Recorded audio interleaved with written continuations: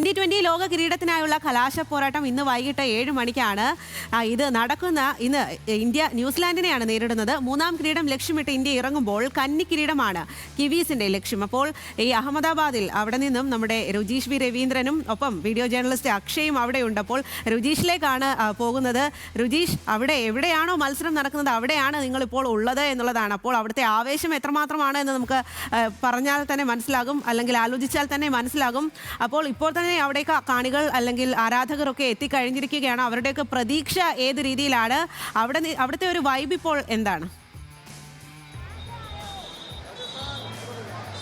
സ്വാതി, നമുക്ക് ഇപ്പോൾ തന്നെ കാണാം. കാരണം ഇത് ഇന്നലെ മുതൽ തുടങ്ങിയതാണ് ആരാധകർ ഈ ഗ്രൗണ്ടിലേക്ക് വരുന്നത്. ഇന്ന് നമുക്കറിയാം വൈകിട്ട് 7 മണിയോടെയാണ് മത്സരം നടക്കേണ്ടത്. പക്ഷേ വളരെ രാവിലെ തന്നെ ആളുകൾ വന്നു തുടങ്ങിയിരിക്കുമ്പോൾ ഓരോ മണിക്കൂർ കഴിയുമ്പോഴും ഇന്ത്യയുടെ വിവിധ ഭാഗങ്ങളിൽ നിന്ന് ആരാധകർ ഇങ്ങനെ വരികയാണ്. നമുക്ക് കാണാം, വലിയ ആവേശത്തോടെ അവർ കാത്തിരിക്കുകയാണ്. എന്തായാലും നമുക്ക് ചില മലയാളി ആരാധകർ പതിവ് പോലെ തന്നെ ഓരോ ഭാഗങ്ങളിൽ നിന്നും വരുന്ന ആളുകളാണ്. നമുക്ക് ചില മലയാളി ആരാധകരോടൊപ്പം തന്നെ ചേരാം. കോഴിക്കോട് നിന്ന് എത്തിയ മലയാളി ആരാധകർ വിവിധ സംസ്ഥാനങ്ങളിൽ നിന്ന് എത്തുന്ന ആളുകളുണ്ട്. ഇത്തവണ സഞ്ജുവിന്റെ ആരാധകർ തന്നെ എത്തുകയാണ്. എന്തായാലും സഞ്ജുവിന്റെ വലിയ ആവേശം തന്നെയാണ് ഇവിടെയും കാണാനാകുന്നത്. കാരണം സഞ്ജു ഇത്തവണയും ഒരു ഫൈനലിൽ ഒരു മികച്ച പ്രകടനം സഞ്ജുവിൽ നിന്നുണ്ടാകുമെന്ന് തന്നെയാണ് ആരാധകർ പ്രതീക്ഷിക്കുന്നത്. നമ്മൾ വലിയ ഒരു ആവേശത്തിൽ നിൽക്കുന്ന ഒരു ടൂർണമെന്റ്, പ്രത്യേകിച്ച് സഞ്ജു തുടർച്ചയായി മികച്ച ഫോമിലേക്ക് കളിക്കുന്നത്. എന്തായാലും ഫൈനലിലേക്ക് വരുമ്പോൾ ആ പ്രതീക്ഷ തന്നെയാണ് ഉള്ളത്. അതെ, ഒരു സെഞ്ചുറിയും കൂടി കാണാൻ പറ്റുന്നുള്ള ഒരു പ്രതീക്ഷയിലാണ്. ഓപ്പണിംഗ് അഭിഷേകമായിട്ട് കുറച്ചും കൂടി ഒരു പാർട്ണർഷിപ്പ് പ്രതീക്ഷിക്കുന്നുണ്ട് ഫൈനലിൽ.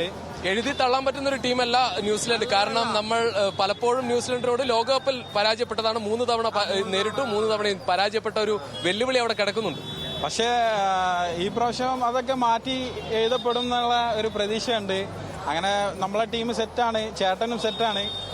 അപ്പം എല്ലാവരും വോട്ട് ചെയ്യുക. Tournament player of the tournament ആവാൻ വേണ്ടിയിട്ട് ICCന്റെ വെബ്സൈറ്റിൽ കയറിയിട്ട് എല്ലാവരും നമ്മളെ ചേട്ടനെ സപ്പോർട്ട് ചെയ്യാം. തീർച്ചയായും ഇന്ത്യൻ ടീമിൽ നിന്ന് ഇപ്പോൾ ആ പട്ടികയിലുള്ള ഒരേ ഒരു താരം സഞ്ജു സാംസണാണ്. എന്തായാലും player of the tournament Sanju ആകട്ടെ എന്ന് ആഗ്രഹിച്ചുകൊണ്ട് ആ വോട്ട് ചെയ്യാൻ വേണ്ടി കൂടി സഞ്ജുവിന്റെ ആരാധകർ ഇങ്ങനെ നിൽക്കുകയാണ്. നമ്മൾ ഒരുപാട് ആളുകളെ കാണാം. കാരണം ഈ സമയം സത്യത്തിൽ ഈ ആളുകളെ കയറ്റിവിട്ട് തുടങ്ങുന്നത് വൈകിട്ട് 3 മണിയോടെയൊക്കെയാണ് ഗ്രൗണ്ടിലേക്ക് ആളുകളെ കയറ്റിവിട്ട് തുടങ്ങുക. പക്ഷെ അതിനു മുമ്പ് തന്നെ ഒരുപാട് ആളുകൾ എത്തുന്നുണ്ട്. എല്ലാവർക്കും ടിക്കറ്റ് ലഭ്യമായിട്ടില്ല. നമ്മൾ ഏറ്റവും മനസ്സിലാക്കേണ്ടത് 1,32,000 ആളുകളെ ഉൾക്കൊള്ളാൻ പറ്റുന്ന ലോകത്തിലെ ഏറ്റവും വലിയ ക്രിക്കറ്റ് സ്റ്റേഡിയമാണ് അഹമ്മദാബാദ് സ്റ്റേഡിയം. അവിടേക്കാണ് ഇപ്പോഴും ടിക്കറ്റ് ലഭിക്കാത്തത് കൊണ്ട് അവസാന നിമിഷം ഒരു സാധ്യതയുണ്ടോ എന്ന് ചോദിച്ച് ആളുകൾ വരുന്നത്. അത്രമാത്രം വലിയ ഒരു ക്രൗഡിനെ നമ്മൾ പ്രതീക്ഷിക്കാം ഉറപ്പായും. കാരണം ഇപ്പോൾ തന്നെ ടിക്കറ്റുകളിൽ ബഹുഭൂരിപക്ഷം വിറ്റുപോയി. അവസാന ഒരു സെഷന്റെ ഭാഗമായി ഒരു ബുക്ക് മൈ ഷോയിലേക്ക് കാത്തിരിക്കുകയാണ് ആരാധകരെല്ലാം. കാരണം അവർക്ക് ഇപ്പോഴും ടിക്കറ്റുകൾ ചോദിച്ച് ഒരുപാട് ആളുകൾ ഇവിടെ നിൽക്കുന്നുണ്ട്. അത്രമാത്രം വലിയ ആവേശം നമ്മൾ ഈ ദിവസം കാത്തിരിക്കുകയാണ്. ഏറ്റവും പ്രധാനപ്പെട്ട കാര്യം, മലയാളി ആരാധകരെ സംബന്ധിച്ചിടത്തോളം 2 മത്സരങ്ങളിൽ തുടർച്ചയായി സഞ്ജു സാംസൺ അർദ്ധ സെഞ്ചുറി നേടി ടീമിനെ വിജയത്തിലെത്തിച്ചു. ആ ആവേശമുണ്ട്. അതോടൊപ്പം അഹമ്മദാബാദ് ആകെ തന്നെ ഇന്ത്യൻ ടീം ഒരിക്കൽ ഏറ്റവും പ്രധാനപ്പെട്ട കാര്യം, ഈ മൈതാനം ഇന്ത്യക്ക് പലപ്പോഴും അവരുടെ നഷ്ടങ്ങൾ ഉണ്ടായ മൈതാനമാണ്. 2023 ഏകദിന ലോകകപ്പിൽ പരാജയപ്പെട്ടത് നമ്മൾ കണ്ടു. ഫൈനലിൽ പരാജയപ്പെട്ടതാണ്.